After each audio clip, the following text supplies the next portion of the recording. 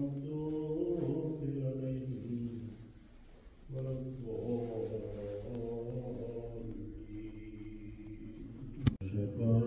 بسم الله الرحمن الرحيم. ثم رددنا لكم الكرة عليهم وأمددناكم بأموال وبنين وجعلناكم أكثر نفيرا.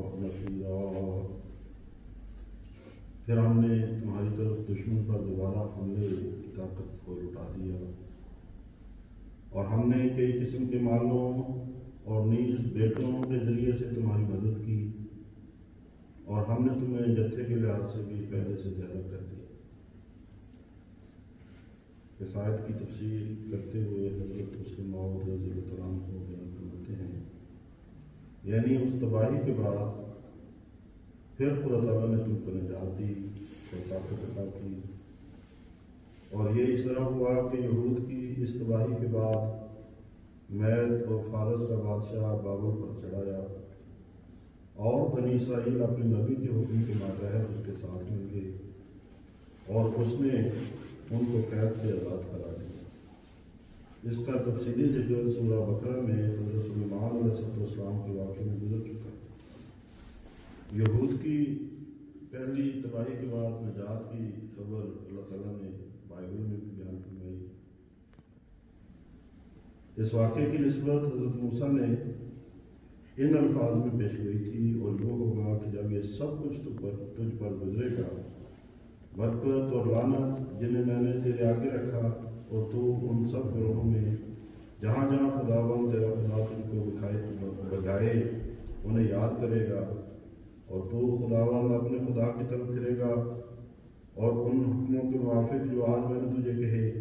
تو اپنے بال بچوں سمیت اپنے سارے دل اور اپنے سارے جی سے اس کی آواز کو سن لے گا، تب خداوند تیرا خدا تیری اسیری کو بدلے گا اور تجھ پر رحم کرے گا،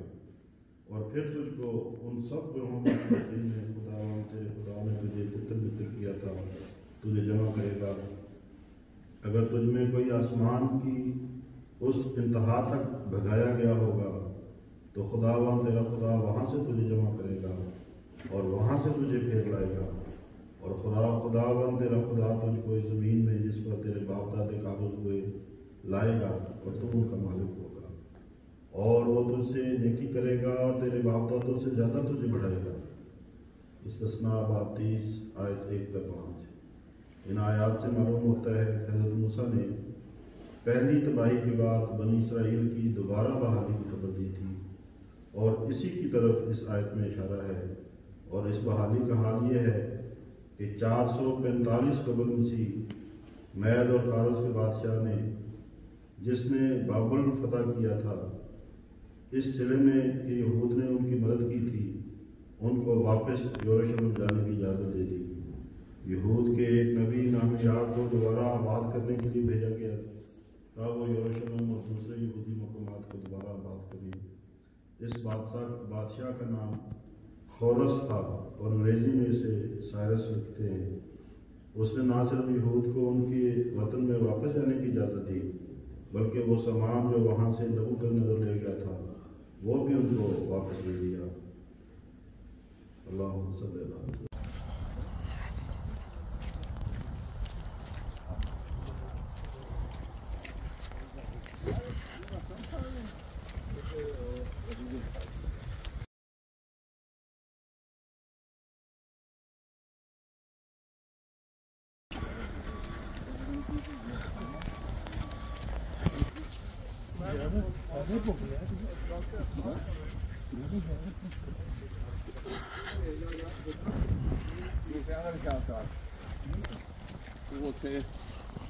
کوئی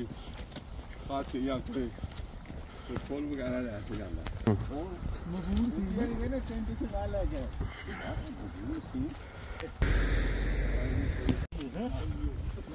چلے جانے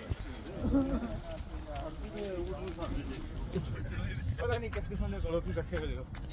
ورنہ زندگی گزار لو ਉਹਨੇ ਪਿਛਲੀ ਨਿਕਸ ਦੇ ਵਿੱਚ ਕੀ ਕੀਤਾ ਹੈ ਨਾਟਕ ਕਰਕੇ ਗਿਆ ਉਹ ਪਹਿਲਾ ਟੈਸਟ ਖੇਡਿਆ ਆਪਣੀ ਜ਼ਿੰਦਗੀ ਦਾ ਉਹ ਦੂਜਾ ਜੇ ਇਹ ਦੂਜੀ ਨੇ ਦੂਜਾ ਚੱਲਿਆ ਹੋਰ ਨਹੀਂ ਜਿੱਥੇ ਜ਼ੀਰੋ ਤੇ ਉਹਦੀ ਗੱਲ ਨਹੀਂ ਕਰ ਰਿਹਾ ਮੈਂ ਉਹਨੇ ਪਹਿਲੀ ਨਹੀਂ ਕੀਤੇ ਨੇ ਛੇਤਰ ਕੇ ਨਹੀਂ ਕੀਤੇ ਜ਼ਿੰਦਗੀ ਚ ਲੇਕਿਨ ਬਾਹਰ ਤੁਹਾਡਾ ਹੱਲ ਬਣੀ ਕੋਈ ਚਲੋ ਪੰਜ ਕਰੋੜ ਦੇ ਨਿਕਲ ਗਿਆ ਇੱਕ ਨੇਕ ਬੰਦਾ